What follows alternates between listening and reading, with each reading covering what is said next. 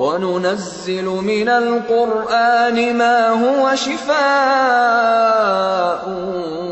وَرَحْمَةٌ لِّلْمُؤْمِنِينَ وَلَا يَزِيدُ الظَّالِمِينَ إِلَّا خَسَارًا۔ اعوذ باللہ من الشیطان الرجیم، بسم اللہ الرحمن الرحیم۔ السلام علیکم ورحمۃ اللہ وبرکاتہ۔ ایک بہن کا سوال ہے کہ نظر بد اور جادو کو اتارنے کے لیے جنات کی مدد لینا جائز ہے، درست ہے یا نہیں؟ دیکھیے، یہ جو نظر بد ہوتی ہے یہ بھی جادو ہوتی ہے، یعنی اس میں اتنا پریشر ہوتا ہے کہ وہی کام جو جادو کرتا ہے وہی نظر بد کرتی ہے، اس میں حسد اس درجے کی ہوتی ہے۔ اور جادو تو ظاہر ہے کہ جو بھی ایک علم ہے جادو کا اور جو طریقہ کار ہے تقریباً ایک ہی ہیں۔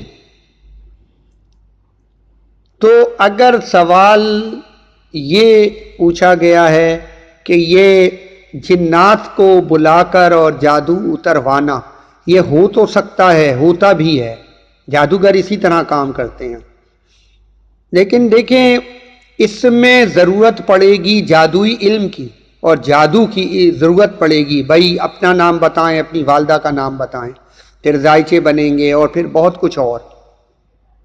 تو اس میں جنات سے مدد لینے کے لیے باقاعدہ جادو کو ذریعہ بنانا پڑے گا، جادوئی علم کے ذریعے یہ سارا کام ہوتا ہے، اور وہ سب حرام ہے، کفر ہے۔ دوسری بات وہ یہ کہ کیا اسلام اور قرآن ادھورے ہیں؟ کیا اتنا اہم معاملہ جادو، نظر بد، اس کو ہٹانے کے لیے کیا اللہ نے کچھ نہیں دیا ہمیں؟ یا تو دیا نہیں تو اسلام مکمل نہیں ہے، اور اگر دیا ہے تو ہمارے علم میں کمی ہے۔ تو بات یہ ہے کہ قرآن میں سب کچھ ہے، قرآن شفا ہے، رحمت ہے مومنوں کے لیے، خسارہ ہے ظالموں کے لیے۔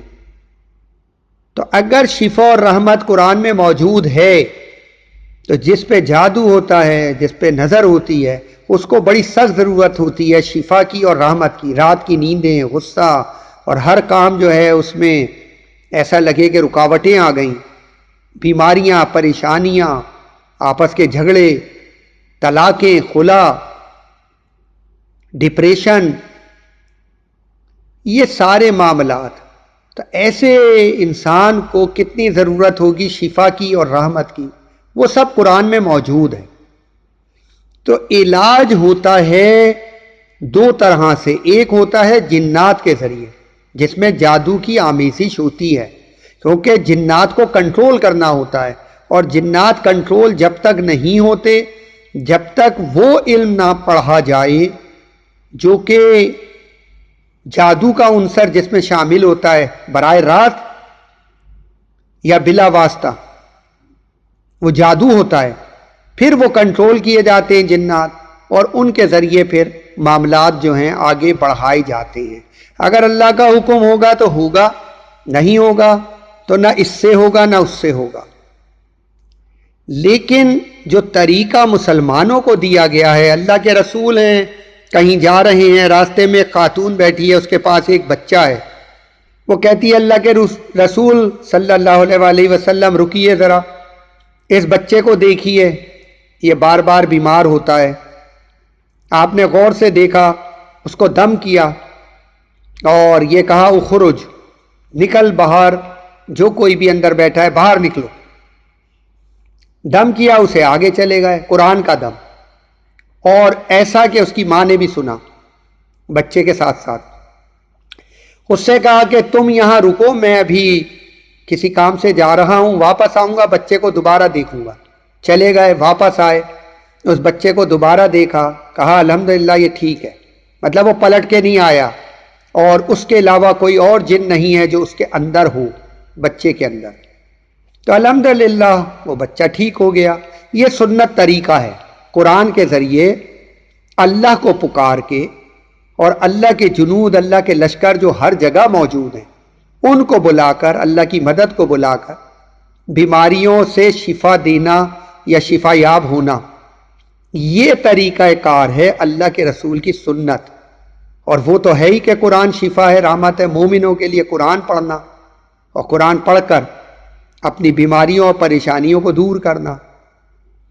تو یہ دونوں بالکل الگ چیزیں ہیں، ایک جہنم کا راستہ ہے اور ایک جنت کا راستہ ہے۔